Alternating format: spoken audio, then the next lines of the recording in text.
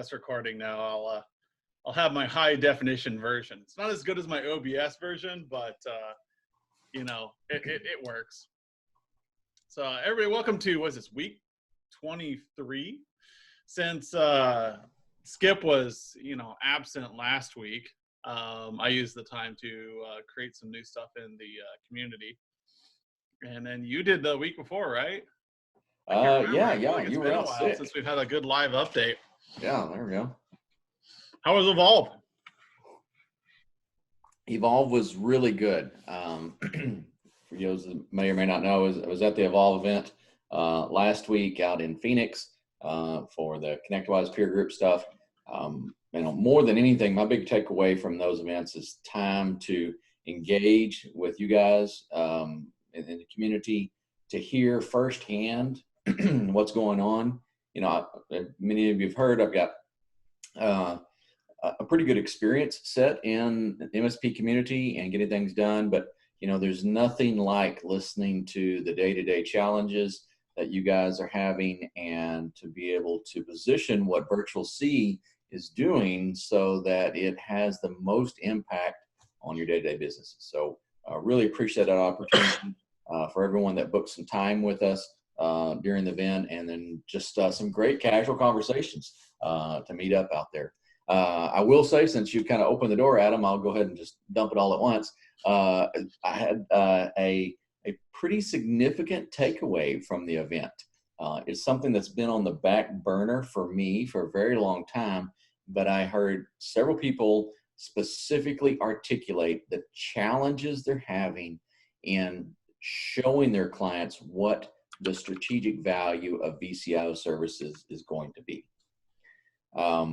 You'll notice how long it even took me to state that problem, and I think that's inherent to what we're running up against. VCIO services is a very high level. It's a subjective and a business-focused conversation. It's not something that fits in a metric. It's not something that we're going to be able to put in a little features matrix or something. We're really going to have to get focused on the deliverables and the value that our VCIO services are offering. And I'm hearing that from clients. I've got lots of good feedback on that. We've been talking about how we're doing that. I think what Adam and I are doing with the humanized IT approach is going to be a significant value to you guys going forward in communicating this. We've done a good job, I think, at providing some framework and some processes and some tools that really get you guys up and running. But the last mile, I think, is being able to effectively communicate those great successes out to our clients. So I'm really looking forward to that. I've got a lot of great feedback. Please, please, please continue the feedback. Anytime you see us at an event, you have 100% permission to just grab us. I'm there. If you see Adam and I, we're there to talk to you, all right, for no other reason than there to talk. So please do that. And even just, chatting with us, grab time on our calendars or send us emails. We definitely want to hear more about the challenges that you're having and the priorities in your businesses. Yeah, that's going to follow that up with this last week and a half. We've had a lot of people just kind of reach out. It's always good to have validation that something is working. So we've had about 1, 2, 3 customers over here, clients that are MSPs that have been reached out and talked about how successful they were in the fall with their programming, and that they have projects now. There was one client who Skip's I haven't heard from them in a couple months. I don't know what's going on. And then I got feedback from them in a call, and they said, "Oh yeah, we've been meaning to follow up with Skip, and we haven't had time because we were so successful. We've kicked off so many projects that we're just too busy." And I know that sounds gimmicky. I know that sounds like it's oh, well, that's just patting ourselves on the back. But, it's good to hear that. And it is true. So I'm all about testimonials. I'm all about people just giving us feedback on your success stories. What's working for you? What's not working for you? Because that's how we craft our reports. So whether it's the TSA, the strategic stuff, the best practices audit, all of it comes back to feedback we receive from people. Say this works, this doesn't. Even that new feature we have where we have the report compare tool, which I want to go over a little bit today, that came from people like, I wish I could compare multiple reports and show them to my clients so I can help them get a better picture of their environment. The TSA is great. The Office 365 audit's great. The risk assessment is great, but how do we get those all in front of the client in a simplified fashion? Yep. And that got put on the dev queue. It got pushed hard. And now we have the ability to do this, which is leading into a bigger project, which is the HIT framework, where you now have a top level report and then you have under reports that are feeding up into that. We've been talking about this for weeks, but our success gets passed on to you. And then yesterday I had a great meeting with my marketing department, and they're like, Adam, you have a bunch of project hours that we haven't used this month. You got anything you want us to work on? I said, you know what? If we can develop out the HIT framework a little bit more and make these reports a little bit more professional, that's going to make all of our members a lot happier. So starting tomorrow, I'm gonna have a good conversation with them where they're going to go through and update the next series of reports. So when you go and talk to your clients, the reports you're using are going to be done by a professional marketing department. So the time that I am spending and the money I am spending on my marketing department is getting passed on to you. So just know that like we're all, this rising tide is floating all boats here. And I'm super excited about the HIT stuff that we're going to be presenting to you guys. I would like to have it all done by the beginning of March, but you know how project management works. I'm pushing hard though. It's all on Skip. It'll be Skip's fault if it doesn't happen. There we go. I'll take it. But the idea, yeah, you'll be the fall guy. That's one thing I'm good at. If you need to blame somebody, blame Adam. I'll take it. So then I kind of want to like flip over here. Oops, wrong button. You guys have seen this 100 times. Hopefully by now you've seen this 100 times. If you don't have a copy of this and you want a copy, I can send it to you. This is what you give to a new client saying, this is what we're going to deliver. We're going to deliver the Humanized IT framework. We hold ourselves accountable, and then here's the story. So what we're doing with the HIT framework idea is that we are going to have a report that directly audits your strategy, a report that audits your architecture, a report that audits your service levels, which Skip is working on right now. So if you have any feedback for him, I'm sure he would love beta testers. Yes, absolutely. Absolutely. And then risk, I think that one's assigned to me. I'm going to update this. Skip has this great start on one, and I'm going to kind of convert it into something a little bit better because I'm awesome and Skip's just okay. I'm glad to hand the security stuff off. Oh man, I got to figure out. I think my CISSP expired this year. Oh man, that's bad. That's bad. That's too hard to get. It is what it is. Yeah. I don't know if I'll go back into being a security manager or not, but man, that test sucked. Embrace the suck. Of all the certification exams I've ever taken, of all the tests in my life I've taken, that one sucked the most. So, yep. 4 hours of just tearing myself to pieces. So anyways, this PDF is available to all VEP members. This is a pre-sales item. This is something you walk in, you say, how do I sell my VCI services? This PDF is it. And this is a representation of what you will deliver using the MSPL tool. And to that end, I am building and I am revamping the strategic report.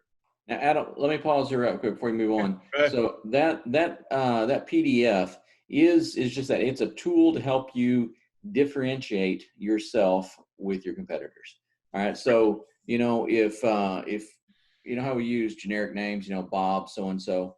So, if you're out there and you're generically getting, some marketing stuff from Gary, right? We all know Gary, he's going to drop, in by default, all of, the marketing material and the verbiage behind it talks about being strategic and developing roadmaps and, being a technology partner.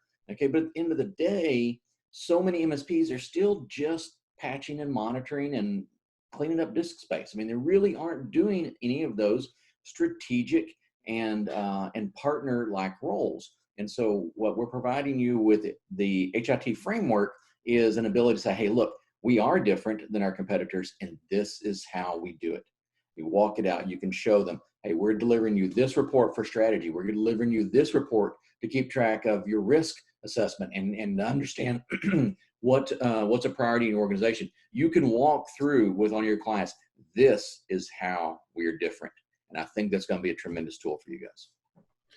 Yeah, and if you look, I recently posted a skill building video on Wistia that goes over how to differentiate yourself. And the core of this little like 12-minute video that I created was, when you go talk to your accountant, those guys who own your MSPs, do you really want to sit down there and reconcile receipts for like 2 hours every week? Or do you want to sit down and talk about how you can take your next steps financially? What is your forecast for the next 6 weeks going to look like? And how can we adjust our spend to make ourselves profitable? Those are the conversations you want to have. Reconciliation of receipts, I tell you what, I avoid those like the plague. They need to be done. I've got to reconcile my receipts. Skip, you got to do your expense reports for Evolve, but it's not exactly the highest priority because, all right, got to staple them to the sheets. I got to photocopy them. I got to send them in. I got to explain what I did. And, it's necessary, but good God, is it not my favorite thing to do? I will find anything to get out of it. Is Adam really going to approve this? All it says is beer. Oh, God. just get it over with, but like I have a weekly meeting with my CFO where she talks to me about, okay, let's talk about your expenses coming up for the next 2 months and let's make sure you're going to be profitable. Those are engaging conversations. Those are things that we can get on board with and be excited about and want to attend. And that's the whole purpose of the HIT framework, is to change that. You already kick ass at what you do. You already are great at fixing things, but so is the guy down the street. What's the difference between you two? What's the difference between my accountant and your accountant? You talk to my accountant, Echo, and she's going to give you an experience, and she's going to help you be profitable. She's going to help you determine your labor costs and get you to a good spot where you know what you're doing. Versus the accountant I had before was like, just give me your receipts, we'll reconcile them, and I'll do your taxes every year. Yay, offloading. She did a fantastic job, but she didn't help me understand how to use my money wisely. Same thing with technology. You can break fix and be the best break fix person out there, but you're going to be in a low bid game.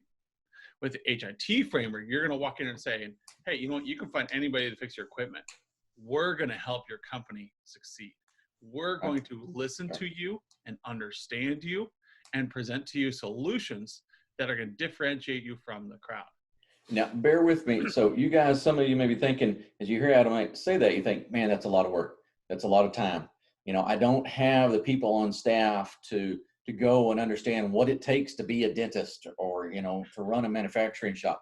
All right. And that's not the goal. All right. We're not trying to get you to become the jack of all trades in all business and industries out there. What we can provide for you is a framework that sparks those conversations. And your clients are the subject matter expert in their business. You don't have to be the expert. They already are. You just need to leverage what they know with technology, which you are the subject matter expert.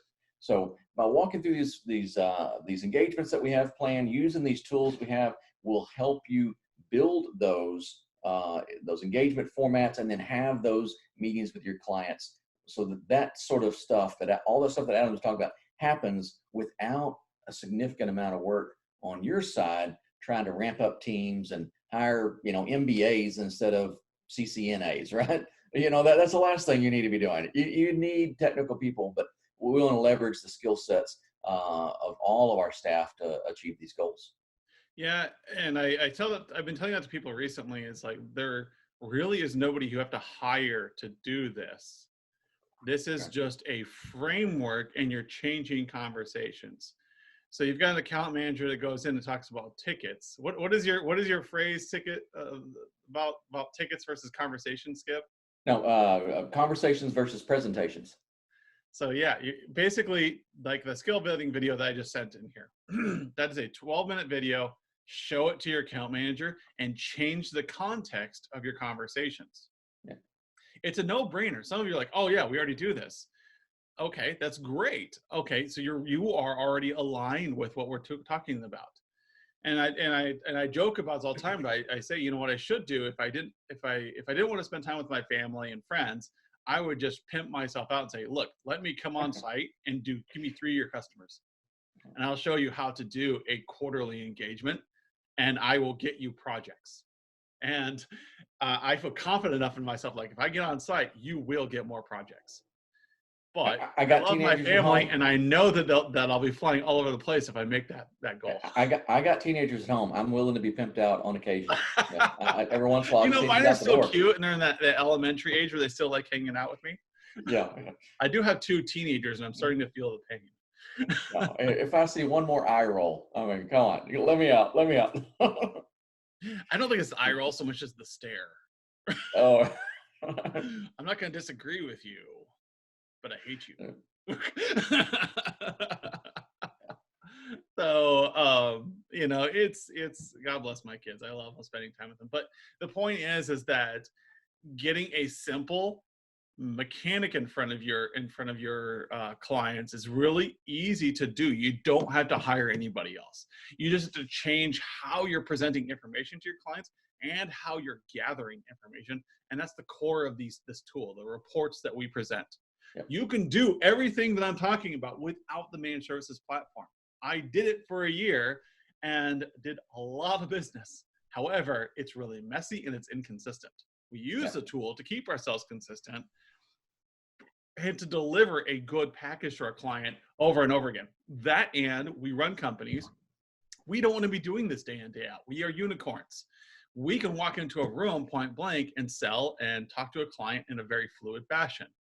We want to be able to train other people to do this so that we can go sit on the beach or go camping or start another business or do whatever it is that makes you happy, while your business is self-sustaining.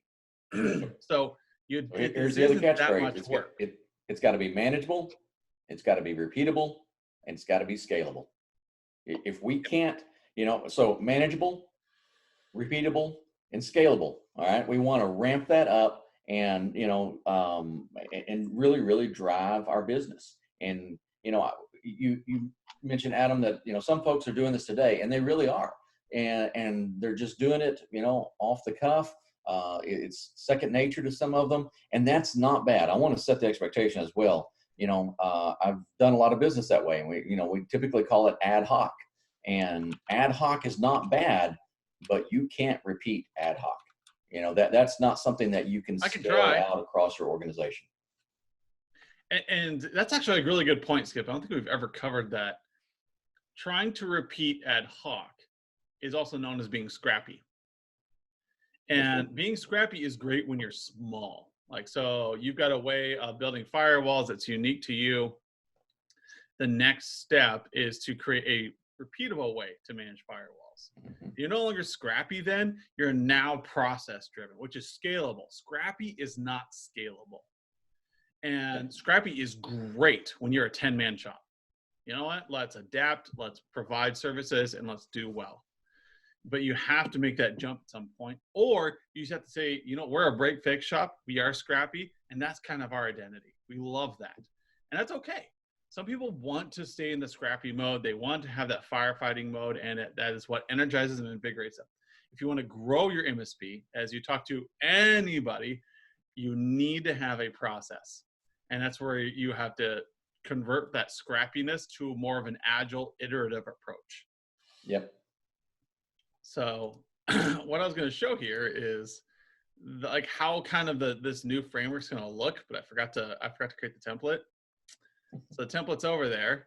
So I have the strategic QBR. This will replace, for anybody who wants to adopt the HIT framework, this will replace the strategic development. There is a lot less thought that goes into developing this. That's incorrect. There is, it's the same places. Mark Twain. I would have written a shorter letter, but I didn't have the time. Yeah. A lot more thought has gone into this. It's a lot more honed and ready to go. Whereas the strategic development master report is intended for a broader suite to be customized. Once this hits, pun. Anyways, once this hits the prime time, for those of you who want to look at it, it is ready to go. You do not have to modify it one iota, because this is your dashboard now. So when I go over to a client, I'm going to come over here. I'm going to talk to Apple Accounting, and I'm going to use my scroll. Almost as bad as a Mac. I'm gonna do the strategic QBR for 2020. Kicking this year off. I've assigned it to them. Now it's ready to go. I can now sell this. Here's my quarterly review I'm gonna do. Hey, what was our annual review? The only difference between a quarterly and an annual now becomes that first meeting. Did you already do the annual project discovery? After that, everything is the same. And so what we're going to do is now we're going to compare. Like, you've gone through and you've done a TSA. Where's your TSA at? Do you have one that's filled out for this one? Yeah, there it is. Apple? I don't know. I know we cleaned it up the other day. I told myself I was going to clean it up for about 6 months, and I finally did. Now I'm regretting it. There's a NIST one, I think, for Apple. Productivity. Oop.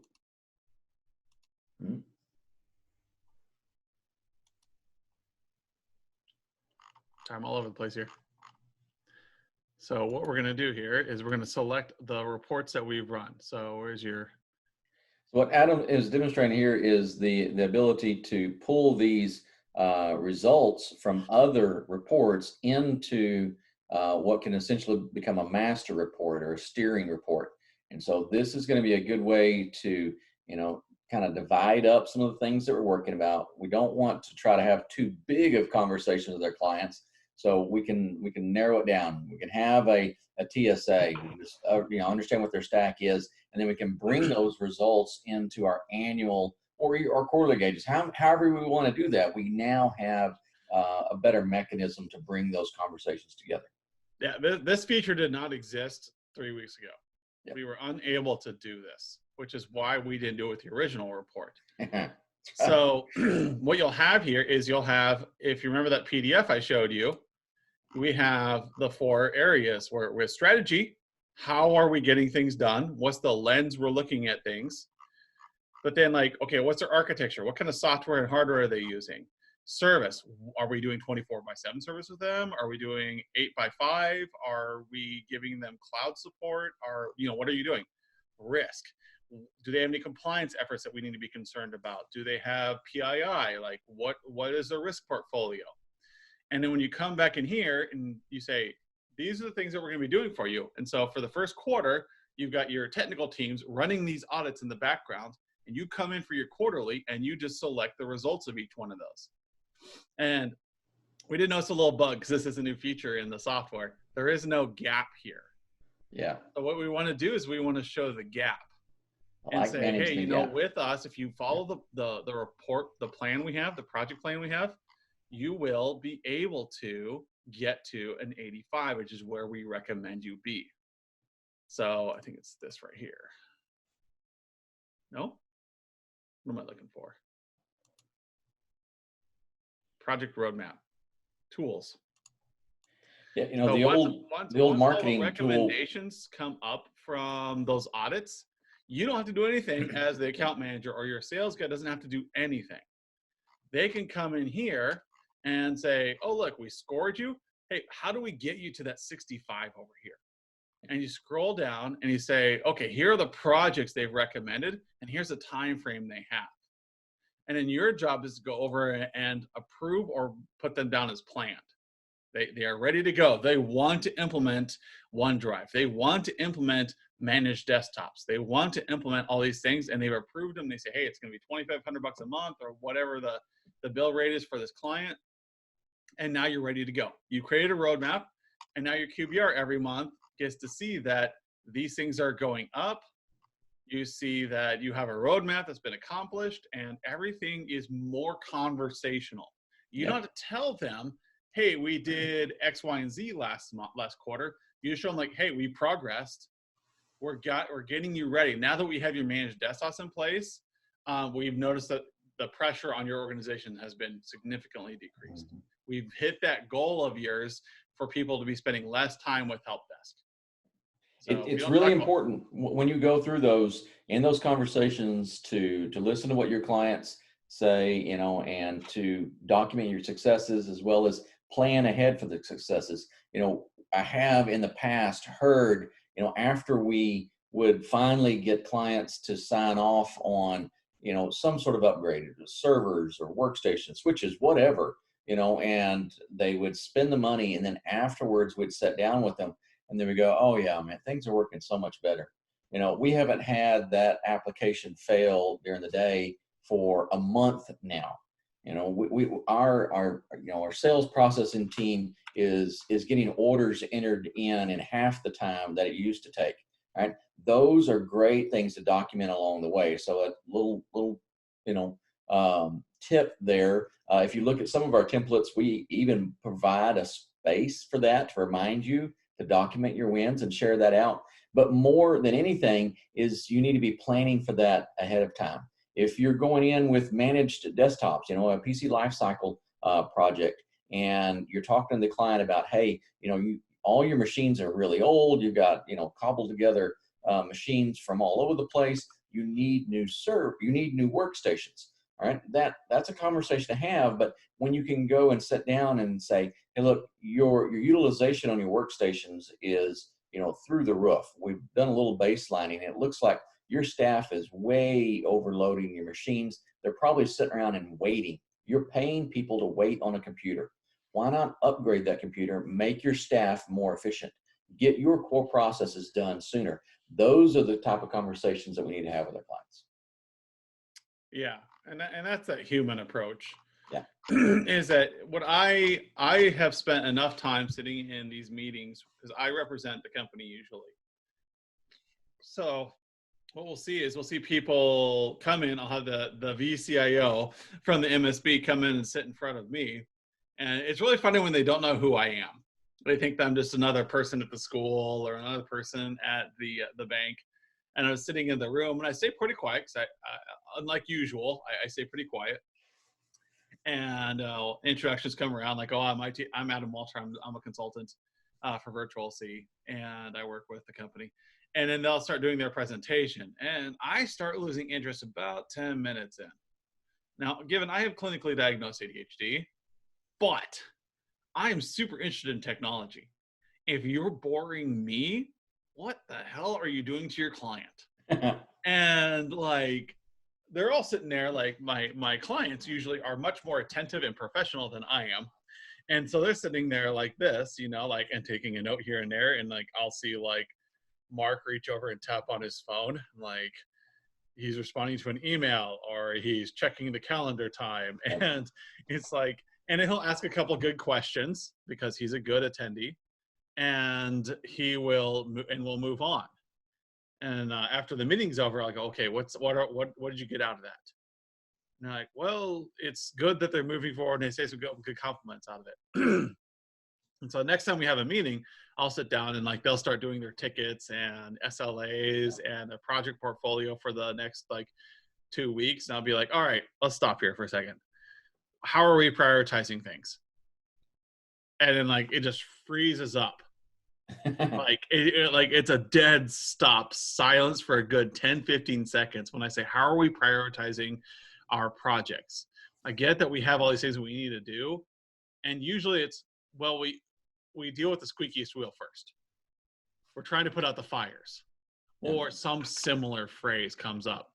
And I know everybody on this call has uttered those phrases at some point in time. We have too many fires we're putting out. Yep. We've all been there. I have not always been a business manager. I spent 17 years in operations. In fact, at my one point in my job, I spent 3 years as, what's the polite way to say, screw it. I was the shitstorm guy. When this giant multi-million-dollar organization dealing with $400 million in loans, when things went and hit the fan, I was the guy that got on the phone and had to pull together all the teams and do an operational breakdown of what was going on and create the plans. It was a lot of fun and exhausting because you could be on the phone troubleshooting a core network issue for, I think my record was 14 hours straight. I went through like 3 batteries on my phone, and you just get burnt out. But we've all been on these firefights where eventually you have to move forwards. And so when I ask these guys in these meetings, where are we going with this? How are we prioritizing projects? It's always this, well, whatever fire we need to put out. We want to make sure the customer's happy by getting the fires put out. And I say, okay, well, what if we sit down and figure out a game plan here? Where do we want the client to be? And usually the VCIO or the account manager that I'm talking to has a really clear picture of where they would love the client to be, but they spent like 3 years trying to get them there, and they're just too busy doing the break fix. Like, we want to get them to where all their PCs are managed, but they never have the cash. We want to get them to where their network is updated, but we just haven't had time to come on site and do a wireless survey. Like, all right, let's get these things scheduled. Let's get these things put in place. And I'll ask the client, like, hey, you guys ready? Can we put a pause on some of these tickets just for a little while? Are you guys okay with them missing some SLAs if we can get ahead of the gun? And, you know, I distinctly remember this conversation with Mark, and it was like, yes, I will deal with the staff if we can get ahead of this. I am tired of the firefighting. And so I stopped a 10-year ball from rolling that direction to get this in place. And that's kind of the birthplace of the Humanized IT framework, was how do we get MSPs to think about processes and how to think about prioritization instead of thinking about break fix.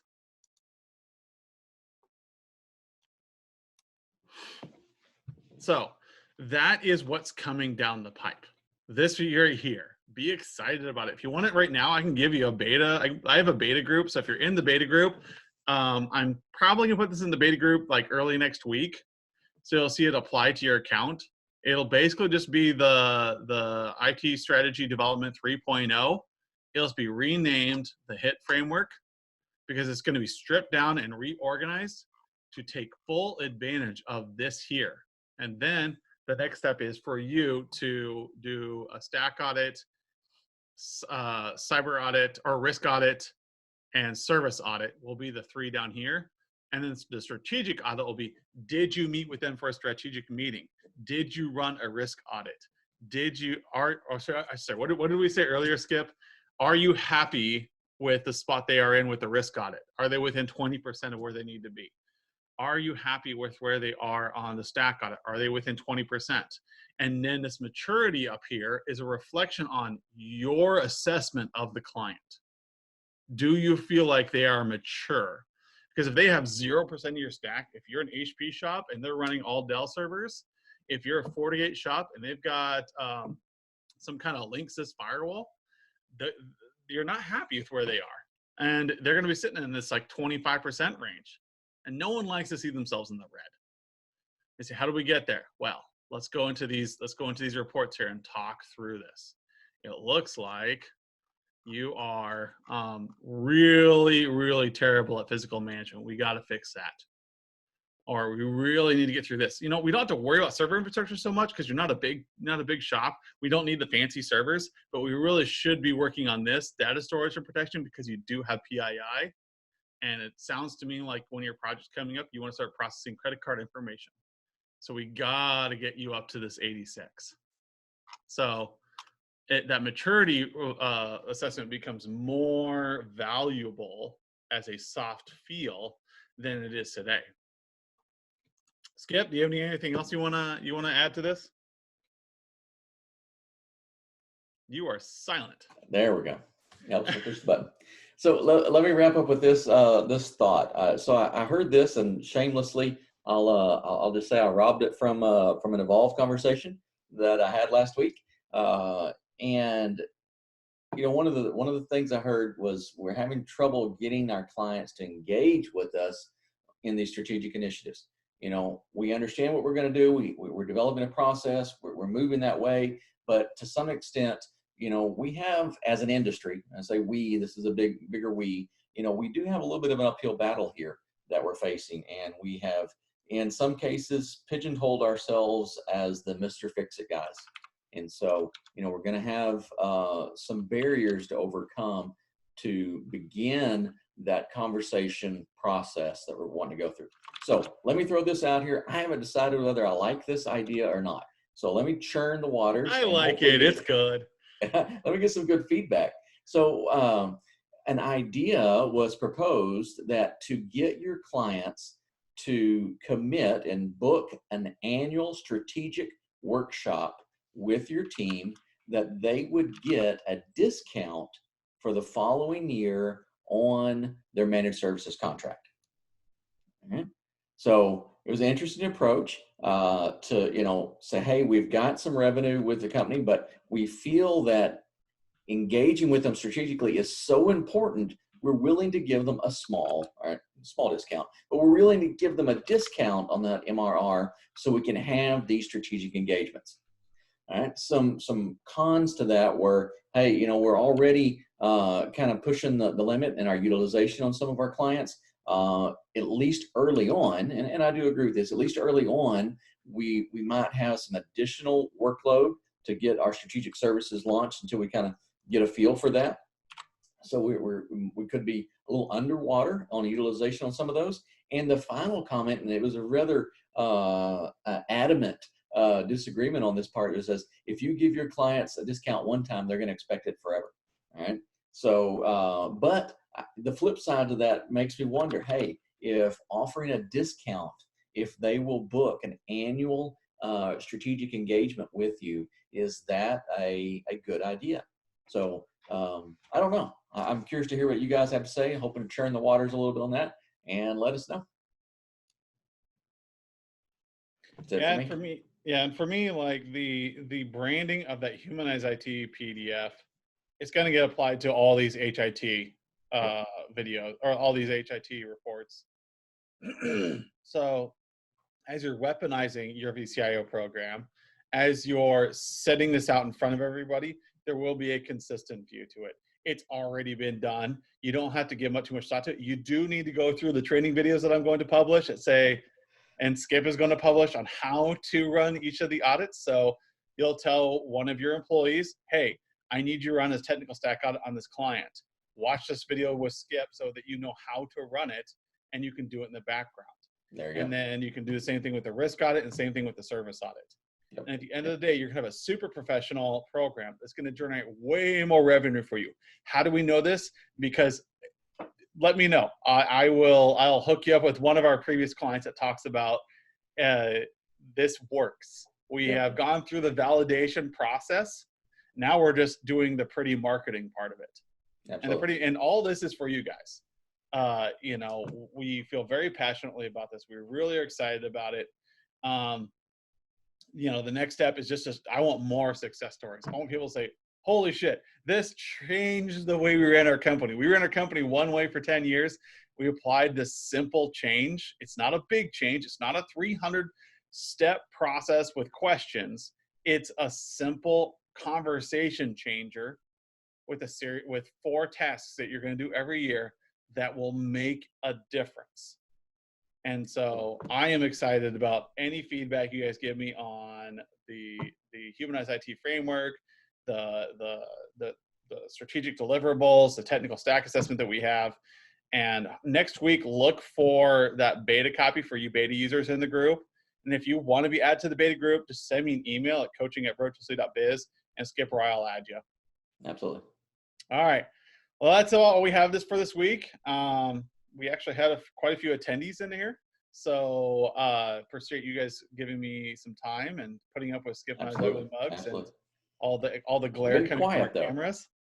And we'll see you next week. All right. Bye, guys. Bye.